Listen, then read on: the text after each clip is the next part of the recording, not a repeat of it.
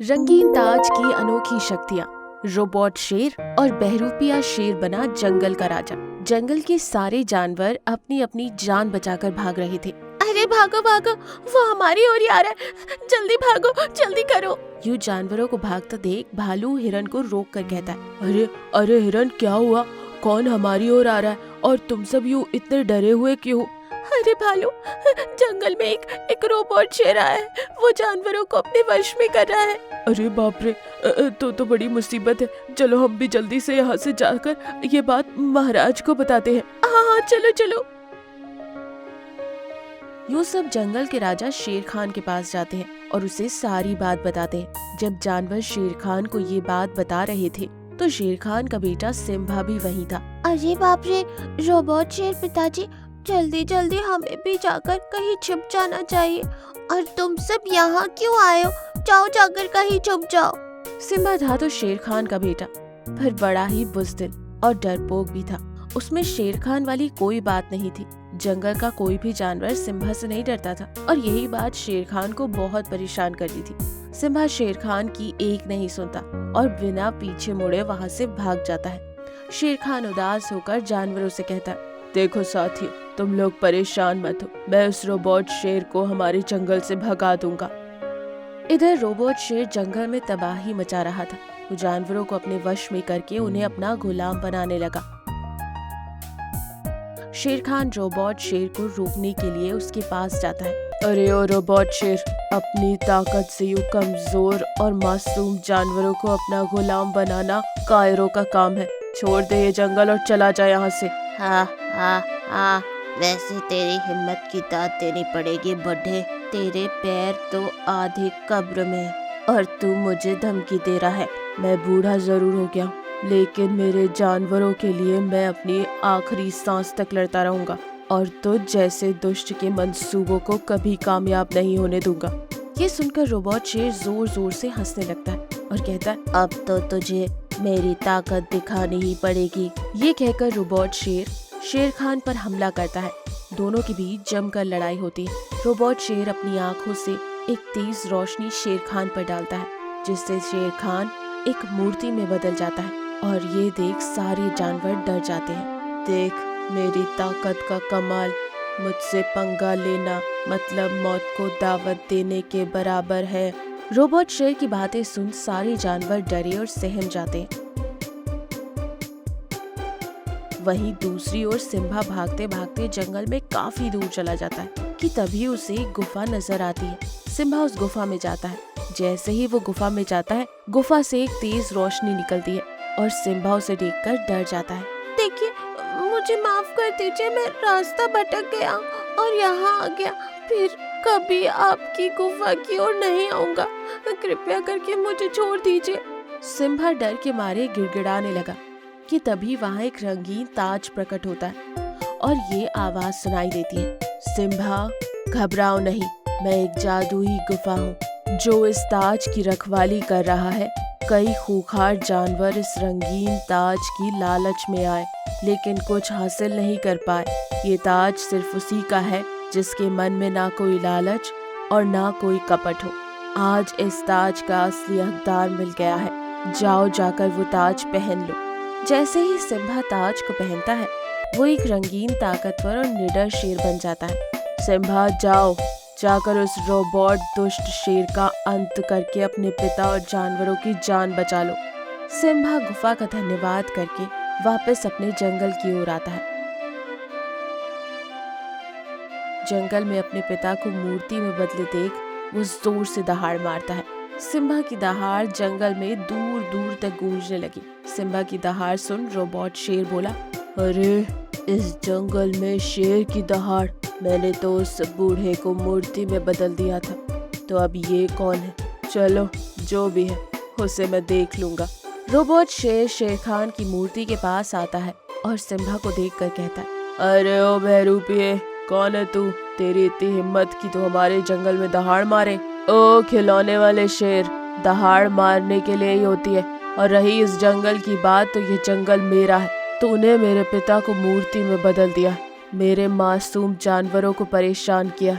अब तो तेरा अंत निश्चित है, तो क्या तू मेरा अंत करेगा?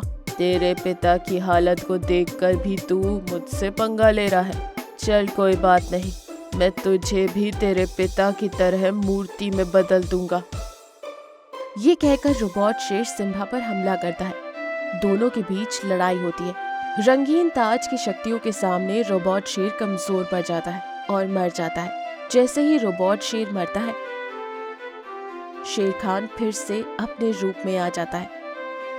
शेर खान और बाकी जानवर सिम्बा के इस रूप को देखकर खुश हो जाते हैं। शेर खान सिम्बा को जंगल का राजा बनाता है और जंगल में फिर से खुशियां छा जाती है। इस कहानी से हमें ये सीख मिलती है कि कमजोर लोगों पर अपनी ताकत का प्रदर्शन करना बुज़दिलों का काम है।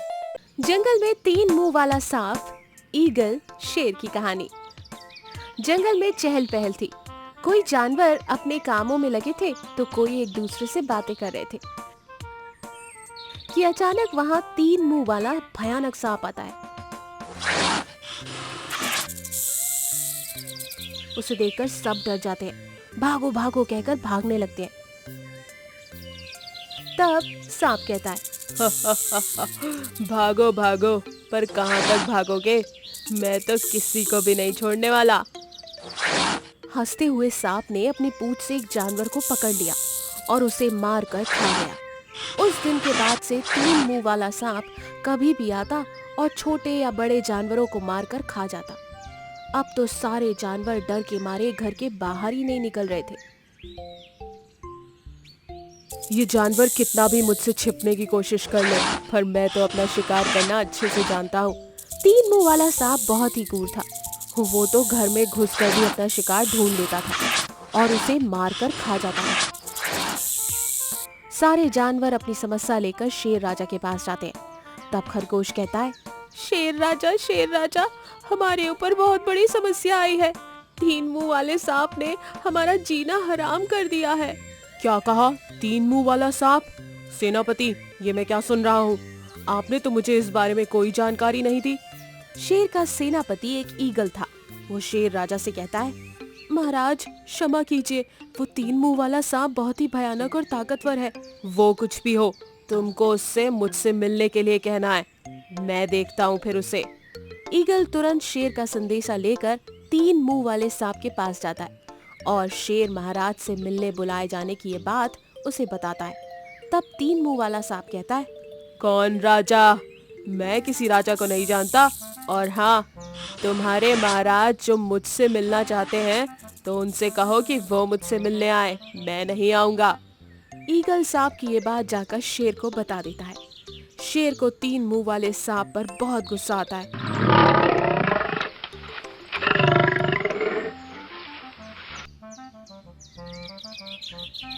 वो गुस्से से सांप से मिलने जाता है और कहता है, अरे मूर्ख सांप, आखिर तुम्हें किस बात का घमंड है?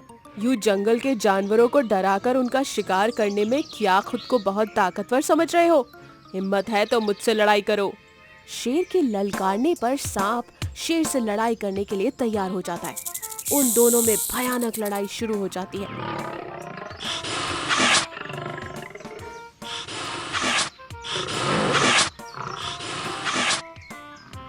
पर उस लड़ाई में शेर की ताकत 3 मुंह वाले सांप से कम गिरती है और वो घायल हो जाता है। शेर वापस अपनी जान बचाते हुए अपनी गुफा में आता है। तब शेर ईगल से कहता है, सेनापति, वो सांप बहुत ही ताकतवर निकला। समझ नहीं आ रहा कि उससे जानवरों की रक्षा कैसे करूं, उसे जंगल से कैसे भगाएं। शेर की चिंता देखकर ईगल कहता है, महाराज, मेरे पास एक शक्ति है जो मुझे एक बार साधु बाबा की मदद करने पर मिली थी। आज हम उस शक्ति का उपयोग कर सकते हैं। कौन सी शक्ति? जल्दी बताओ। उस शक्ति में हम दोनों एक साथ जुड़ जाएंगे और दोनों की शक्तियां बढ़ जाएंगी और हम विशाल बनकर 3 मुंह वाले सांप को मार सकते हैं। ईगल अपनी शक्तियों का इस्तेमाल करता है। एक रोशनी के साथ ईगल और शेर एक साथ जुड़ जाते हैं। वो विशाल ईगल शेर बन जाते हैं और इस वजह से दोनों की ताकत भी बढ़ जाती है। अब विशाल ईगल 3 मुंह वाले सांप पर भारी पड़ता है और उन दोनों को ऐसा देखकर सांप हैरान हो जाता है और कहता है, अच्छा, अकेले मुझको जीत नहीं सके तो ऐसे विशाल ईगल शेर बनकर आए हो? पर तुम मेरे सामने अभी भी कुछ नहीं। और उनके बीच में लड़ाई शुरू हो जाती है। इस बार 3 मुंह वाला सांप विशाल ईगल शेर से कमजोर पड़ता है।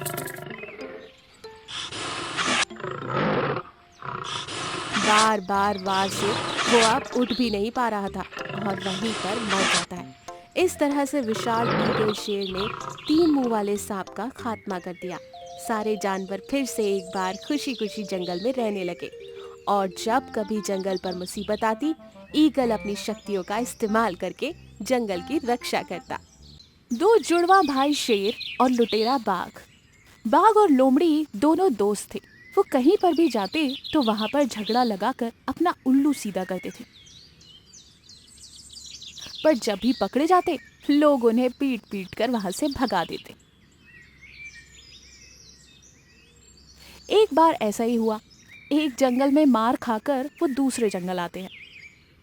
उस जंगल के राजा 2 जुड़वा भाई शेर थे।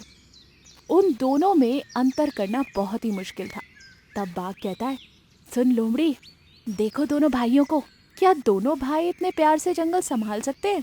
इस जंगल पर तो मैं ही राज करूंगा। आप तो पता नहीं हमारे होते हुए क्या हम इन्हें प्यार से रहने देंगे? क्यों, क्या कहते हो? चलो लगाते हैं दोनों भाइयों में झगड़ा। बाघ और लोमड़ी दोनों शेर के पास जाते हैं। एक शेर का नाम था वीरू तो दूसरी का नाम था शेरू। बाघ और लोमड़ी दोनों उन दोनों के पास जाकर कहते हैं, महाराज, बहुत ही अद्भुत। आप दोनों को पहचानना बहुत मुश्किल है। महाराज, हम दूसरे जंगल से आए हैं। आपकी बहादुरी के किस्से हमने बहुत सुने हैं। आज आपको मिलकर हमें बहुत अच्छा ही लग रहा है। महाराज, हमारे जंगल में समस्या आन पड़ी है। क्या आप इनका निवार करेंगे? क्या आप उसका समाधान कर सकते हैं? आपका स्वागत है बाघ और लोमड़ी। वैसे समस्या क्या है? हम दोनों मिलकर उसे जरूर दूर कर देंगे। बताओ भैया, पहले इन्हें आराम करने दो, बाद में आराम से इनसे बात कर सकते हैं। बाघ और लोमड़ी की अच्छे से मेहमान नवाजी की जाती है।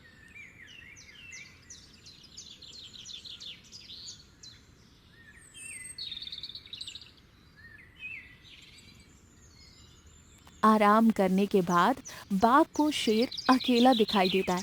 तब दोनों उसके पास जाकर शुरू हो जाते हैं। बाघ कहता है, महाराज, मेरे जंगल में एक लुटेरा बाघ है। वो जंगल पर राज करना चाहता है, पर सारे जानवर उसके खिलाफ हैं।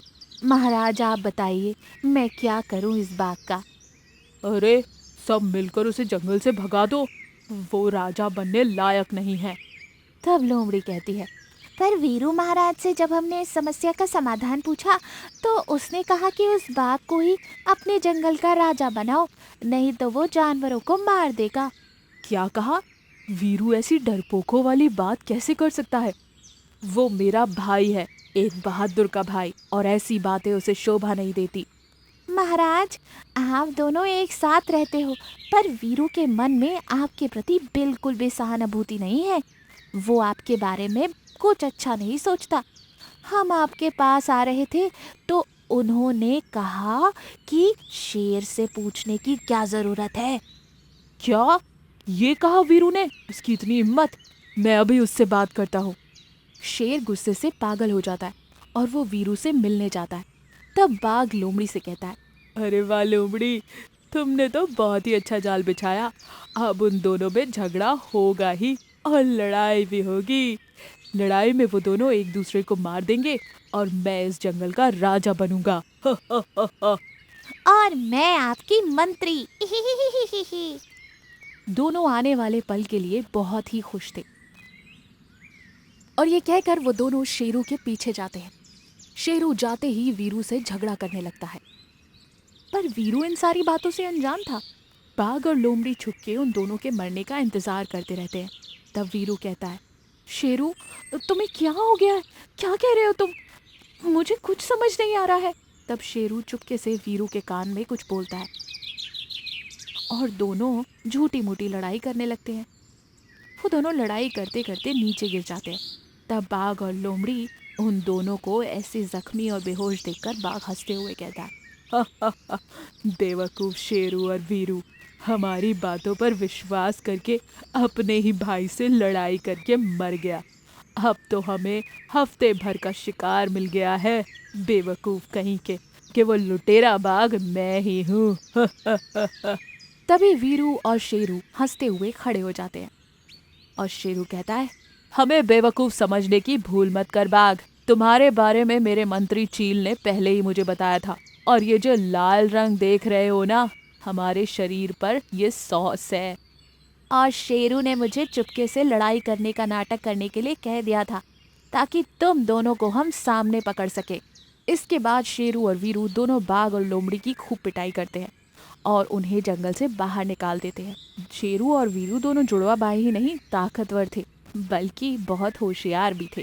वो कभी किसी पर आंख बंद करके भरोसा नहीं करते थे। सफेद शेरनी के बच्चे की माँ गाय। एक घना जंगल था। जंगल में एक सफेद शेरनी रहती थी जिसके 2 बच्चे थे, सिम्भा और बगीरा। वो दोनों ही बहुत सफेद और अद्भुत थे। शेरनी अपने बच्चों को देखकर बहुत खुश होती थी और मन ही मन में सोचती थी, मेरे बच्चे मेरे जैसे ही अनोखे और अद्भुत हैं। मैं इन्हें कभी भी कुछ भी कमी नहीं होने दूंगी। मैं इन्हें बहुत ही ताकतवर और निडर बनाऊंगी।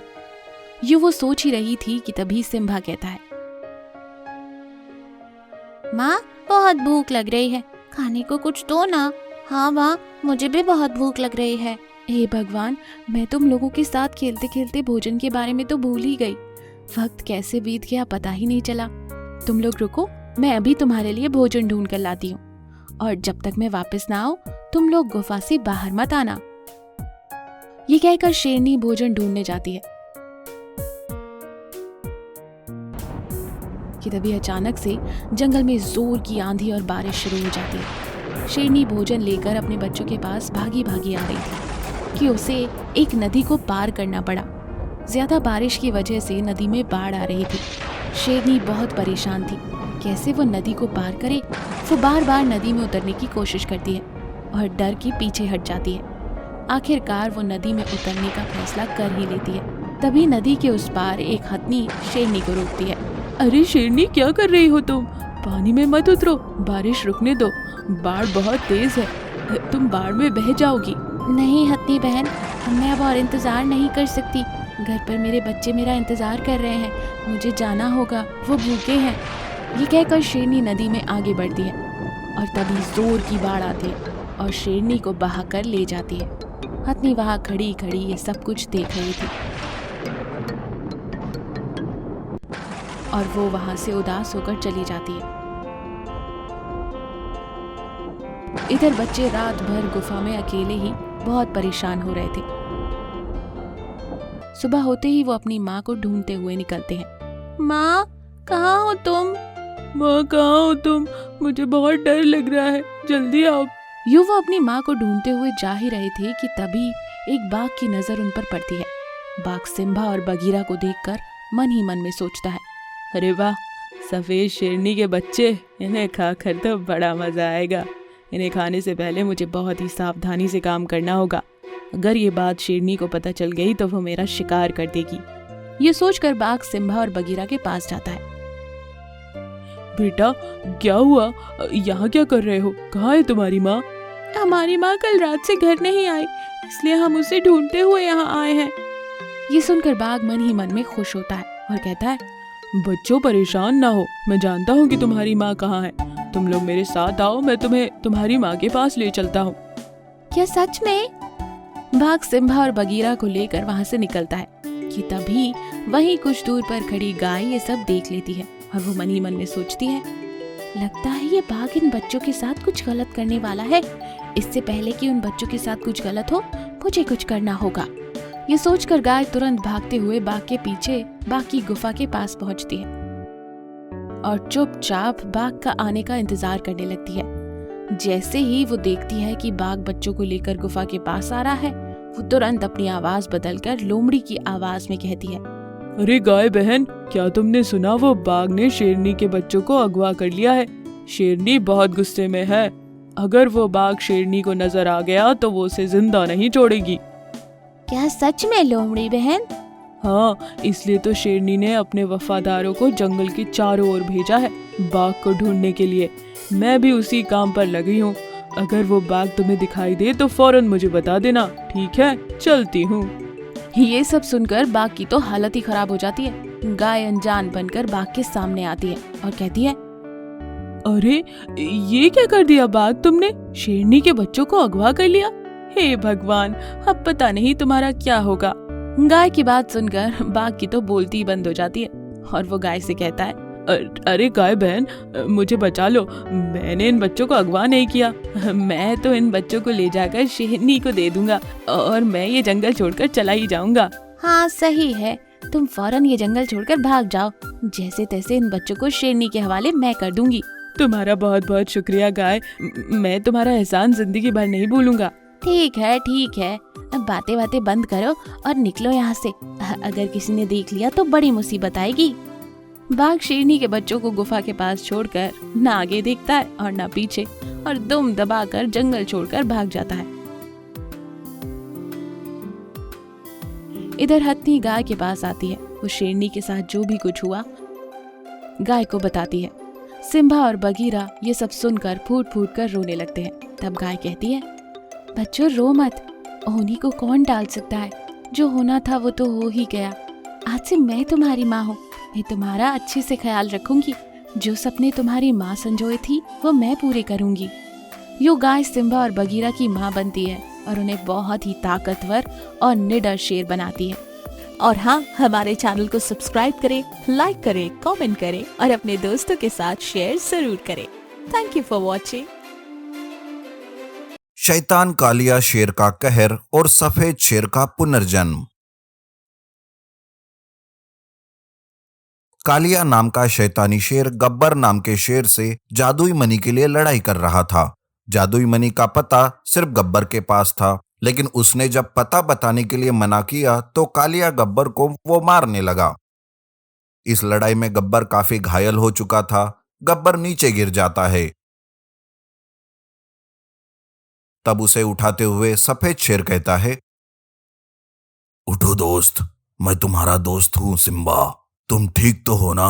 हम दोनों मिलकर इस कालिया को मार देंगे। उस सफेद शेर का नाम सिम्बा था। सफेद शेर और गब्बर मिलकर दोनों भी कालियों को खूब मारते हैं। तब कालिया जान बचाने के लिए भाग जाता है। गब्बर सिम्बा को ठीक से देखता है तो वो उसे देखते ही रह जाता है, जैसे मानो कि वो उसे जानता हो। तभी सिम्बा कहता है, अरे क्या हुआ दोस्त, तुम मुझे ऐसे क्यों देख रहे हो? चलो मैं चलता हूं, तुम फिलहाल अपना ध्यान रखना। गब्बर के कुछ ना कहने से सिम्बा वहां से चला जाता है। उधर कालिया अपनी गुफा में आता है और वो अपने आप से कहता है, अरे वो सफेद शेर कुछ जाना पहचाना सा लग रहा था। अगर मैं गलत नहीं तो वो शेर वही शेर है जिसे कई सालों पहले गब्बर ने मारा था। जी हाँ, दरअसल कुछ सालों पहले जादुई मनी की रखवाली सिम्बा ही करता था। गब्बर उस वक्त जादुई मनी के लालच में था, इसलिए गब्बर ने सिम्बा को मारकर जादुई मनी हासिल किया था और अब उसी मनी को कालिया पाना चाहता था। तब कालिया कहता है, लगता है उस सिम्बा का पुनर्जन्म हुआ है, पर मुझे इस बात का फायदा उठाना होगा। उसे उसके पिछले जन्म की बात बताकर उसे गब्बर के ही खिलाफ भड़काना होगा। यह सोचकर कालिया तुरंत सिम्बा के पास जाता है और उसे सारी सच्चाई बता देता है। अरे सिम्बा, वो जादुई मनी तुम्हारी ही है। गब्बर ने तुम्हें मारकर उसे हासिल की थी।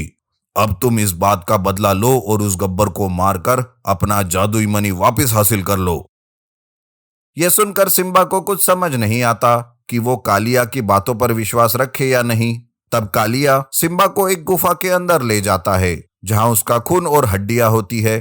तब जाके सिम्बा को उसके पिछले जन्म की बातें याद आने लगती है।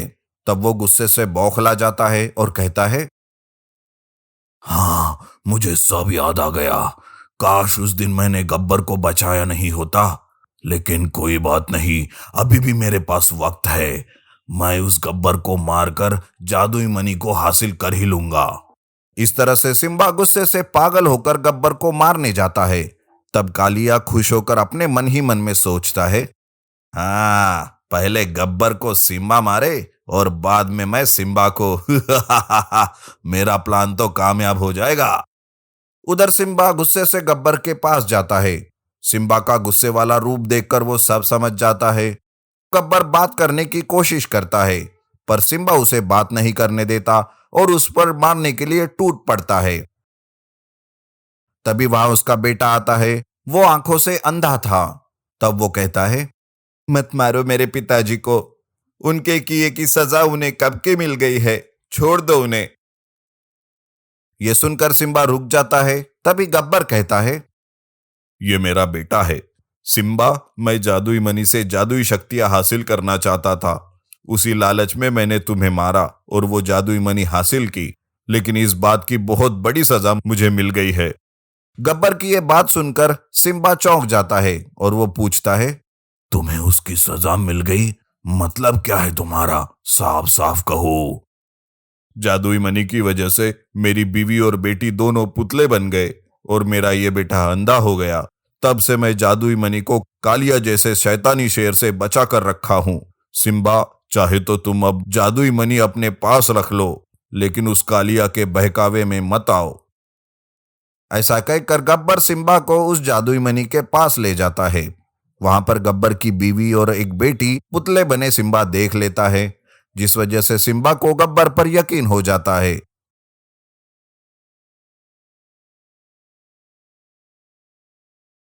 लेकिन तभी शैतानी शेर वहां जाकर जादुई मणि उठाने की कोशिश करता रहता है। तब जादुई मणि की रोशनी से कालिया जलकर खाक हो जाता है। उस दिन के बाद सिम्बा और गब्बर दोनों मिलकर उस जादुई मणि की रक्षा करते हैं और दोनों खुशी से रहने लगते हैं।